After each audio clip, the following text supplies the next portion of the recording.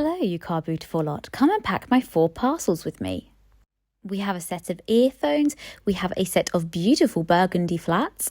They are brand new with tags in from Papaya, which I think are from Matalan. Then we have some white chunky heels from ASOS, which I bought only from a car boot for £2. They are beautiful. And then I've got this textured black jacket. I believe it's from Debenhams back in the day. And this sold for £10. The earphones also sold for £5 and the shoes also sold for £10 on eBay. 2 of these sold on eBay, 2 of these sold on Vinted. Okay, let's get packing. I've already got my boxes ready for you. So I've got this Beer 52 box, which we bought someone a present in. They're really good presents, actually, if you haven't checked out their website. So fold it nicely, pop it in the box. Then if you feel like the box isn't stable enough, you can get an extra bit of cardboard to pop in the top. It helps keep the flaps down a little bit, like so. Yep, so you can see what I mean. And then when you pop the flaps back in and when you tape around the box, it will just be a little bit more stable and less likely to crush under the weight of something else if another parcel, let's say, was heavy and got put on top. So what I usually do is tape round the whole box one way round so that nothing will burst out if it does get a bit of pressure while it's being couriered around. And then I will tape round the opposite direction in one whole loop as well. However, this box already has some sellotape on it, so it means I don't have to tape round the whole box because tape sticks to tape already very well, and I don't want to use any more tape unless I absolutely have to because, save the environment. So there we go, box number 1 done already. That was nice and quick, wasn't it? Okay, box number 2, I'm using an old Amazon box. As you'll see from all of my packing videos, I always use recycling packaging. So if you get anything in the post, just use them afterwards. It's recyclable, it's cheap for you, it's just the best way to go. So check that the box size fits in the shoes well, which it does. I've got these, I guess they're like bubble wrap, but the thick versions, like air wrapped plastic. I often put that in just so the boxes or the shoes, don't knock around too much in the box. Then I pop on top some brown paper just to make sure that the shoes are nice and secure in the box. These shoes are only plasticky, so they'll be fine, but some shoes that are really got fine detail on, or ones that I don't want to rub together, I might put a piece of material in between just so those shoes don't rub together. So again, I'll pop a little bit of cardboard on the top here just to stabilise the box. It's just left over some other packaging that I have. Pop it in the top so that you can see that it goes across that seam line and just gives it that extra bit of stability. So pop the flaps back in, and then what I'll do with this box is I'll tape it around twice short ways. Just again, the box is a little bit longer and I want to make sure that the parcel is safe in all its contents. So I'll pop it round once there. Make sure you smooth the tape as you go along as well. There you go, 1 done. And then we pop the second one round as well, like that.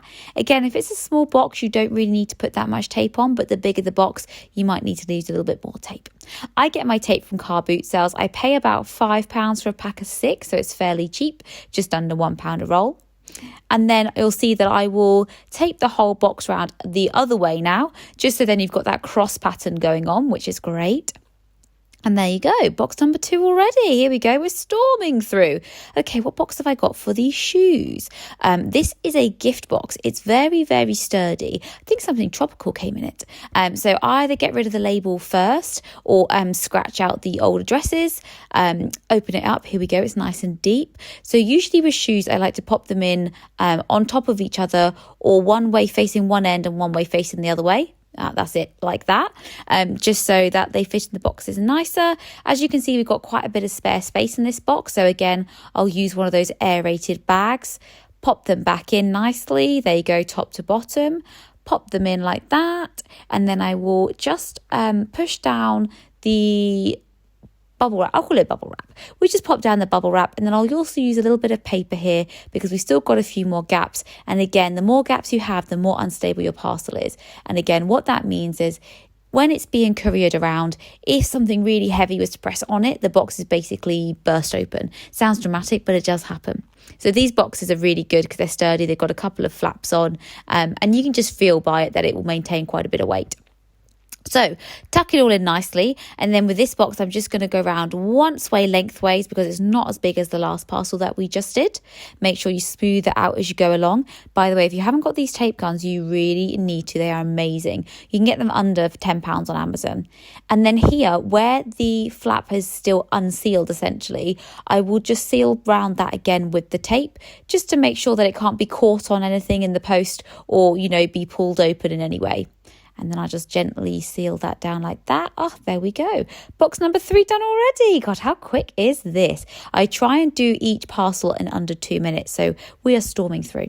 Okay, item number 4, the earphones. I've got this little Harry's box. I think it came with some razor heads in. They're actually good razors as well if you've ever checked out the brand. I've got a little bit of this more wiry brown paper and just pop it in the sides there. It's a bit more like netting actually. I didn't need too much. This box is quite small and this parcel fits, the item fits this parcel quite well, so I don't need to overpack it. Pop it in, make sure the flaps are tucked in again. Now this one I'm just going to go around once way with the tape this way because it's quite small, the tape's quite thick, it doesn't need any more. Actually, I will just do the corners of this one as well, just to double check, but I could have left it there, but sometimes I just want to make sure it's super safe in the post. And there we have it. Parcel number 4 is done. So we've got our 4 parcels, 2 pairs of shoes, 1 jacket and 1 pair of earphones.